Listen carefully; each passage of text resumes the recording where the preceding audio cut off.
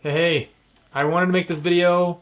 This is after you close, and this will be primarily for first-time home buyers, but it's also great for people who haven't bought or sold in a while. Specifically bought, but this is good for current homeowners as well.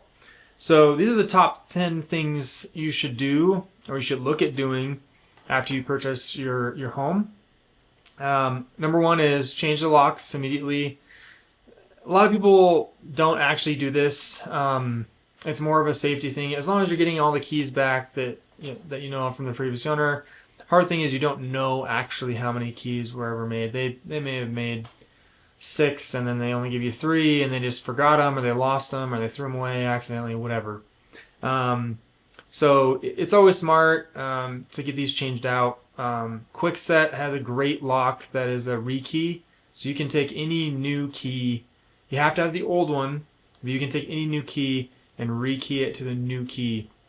It's an awesome lock system, and they're not terribly too expensive.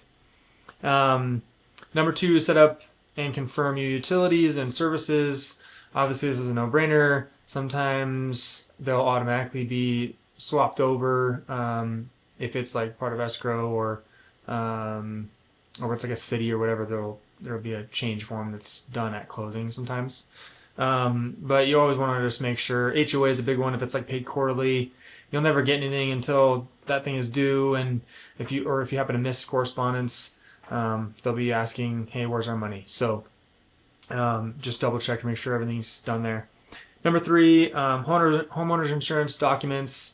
It's always good to have these printed out or at least saved in a digital format, and that way, heaven forbid, if anything does happen, you're able to pull those up and know what your coverages are. I mean, obviously your agent will know, but it's nice to have that documentation and know exactly what it covers and how much and what your deductibles are and all that. Number four, locate critical shutoffs. This is probably my number one, but it's really important that you and your spouse, significant other, whoever, knows where the water shutoff is and knows where the electrical panel is. Most of the time, especially on newer homes, and you'll see in the electrical panel there's a main breaker that shuts off all the main power, stops it at the breaker, and doesn't allow any power to go through to the house. And that's a main breaker lug. It'll say 200 on it or 150 on it or whatever at the top in the panel. So that's how you shut off all the power to your house. Gas leak, electrical issues. I had a client this year. There was like a junction box and some of the wires were loose. It wasn't seen in the inspection. They didn't know. It showed up months and months later, and all of a sudden his junction box is popping and sparking, and you got a black mark on your ceiling. That's not a good day. Water shut off is huge. There's usually the main water, and then there's also irrigation. So it's good to know the difference between the two and which one is which. And honestly, you just throw a quick label on there, and it's really straightforward. Number five, create a home maintenance calendar. So this one's great just because you get busy, you get into the mode of everything, and sometimes you forget to change the furnace filter. Sometimes you don't look at the AC outside unit, and you're not covering it early enough or whatever. Sprinkler blowouts, all of those kind of things are important to stay on top of. Because if you don't stay on top of it, it just creates more issues down the road. So, another couple things. I mean, smoke and CO detectors; those are important to make sure they're working. They have batteries. Some systems are wired. Some systems are not. And then, gutter cleaning. Not a huge thing, but it is important if you have trees around, especially with like pine needles and deciduous trees with leaves that fall every year. Get those cleaned out of your gutters because they can wreak havoc and get water behind the gutter and then start running the fascia, and you run into bigger issues. Address the safety items first. That's number 6. Smoke and carbon monoxide detectors, making sure those are installed. Fire extinguishers, having one in the garage, having one in the kitchen, maybe one downstairs. Handrails, making sure that they're tight and not loose or unstable. Railings, code is about 4 inches for each spread. Some older houses had wider than that, it was like 4 3/4. A baby can fit their head through that. So that's why they changed the code. I think in like the 90s, early 2000s, they changed it, made it smaller. So number 7, review your home inspection again. This is a big one, and this is important. Throughout the buying process, there's so many different things going on. You're talking to your lender, you're talking to this person and tax people and whatever. And sometimes home inspection, like we go over it. All my clients, I go over it with them in detail. But a lot of times, there's some things that aren't on the radar at that moment. But look at it again and make sure, and just cross off all those things, and try to keep your home up to date on those repairs, and that'll just help you in the long run. I can walk in a house and I can immediately tell which ones were on top of things and which ones were not, even if the home is not updated. And kind of tell how someone cares about their home, how they treated it, based on how it looks and all that. So you can, in this, you can kind of figure out like your 6 to 12 month plan and your 3-year plan, like long-term upgrades, kind of what you want to do, and then kind of plan for it. Again, I'm more than willing and happy to help with that.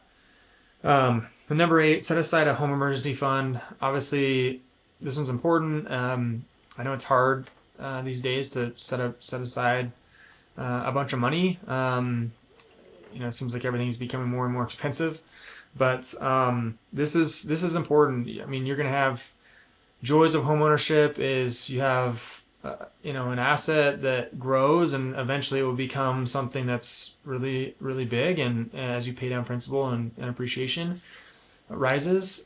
But you've got to make sure that you have 5 to 10K for bigger issues. Your fridge goes out, they're $3,000 nowadays. Your washer and dryer goes out, they're $600 a pop minimum. Your furnace goes out, that's 5-6 grand. So make sure you have a buffer for all of those home repairs.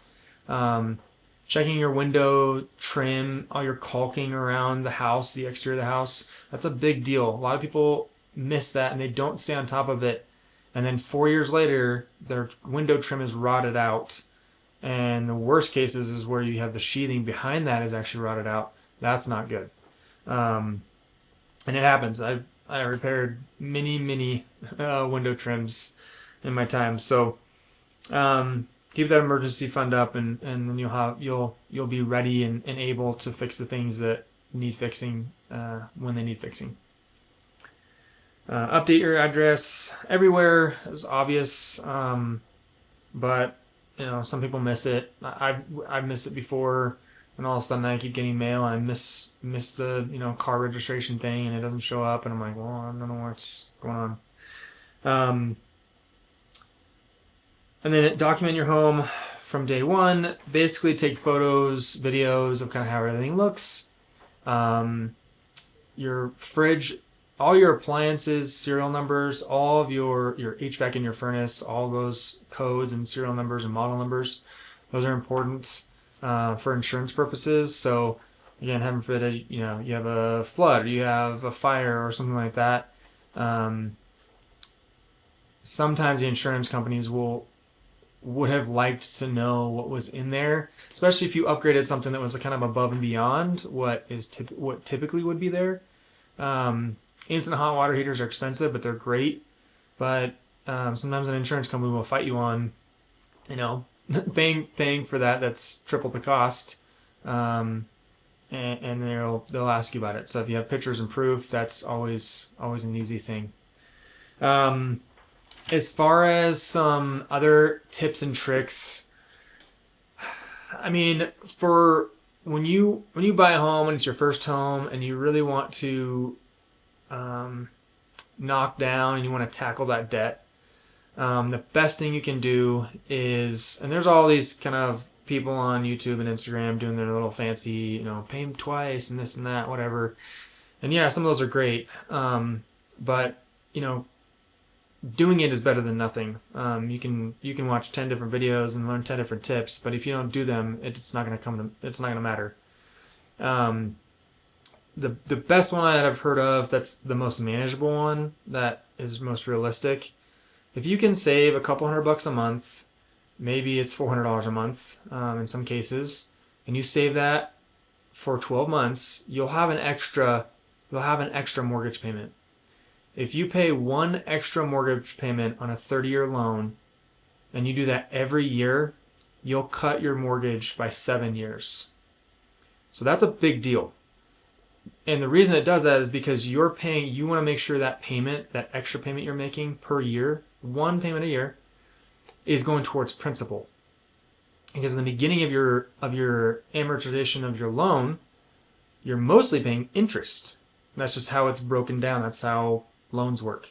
So by year 15 or 14 or 16 of your 30-year mortgage, that's like the break-even point. So the more principal you pay down in the beginning is always the best way of really bringing down, because the interest is based off your principal. So all of that to say is that if you can save one mortgage payment per year and pay an extra payment, it will cut off about 7 years of your 30-year term. That's a huge deal. That's a big difference. Now be aware that some loans and some mortgages, they have a prepayment penalty period, meaning that you can't prepay or make a principal payment prior to a certain time, like 6 months or 12 months, just depending on the lender. So call your lender, mortgage company, ask them if there's a prepayment penalty, when that expires, and then you can make a plan to make that extra payment. So it's an easy thing that's very achievable, very doable for most people, and when you do that, it's going to help greatly. So anyways, I hope these tips help. I hope this brings you value.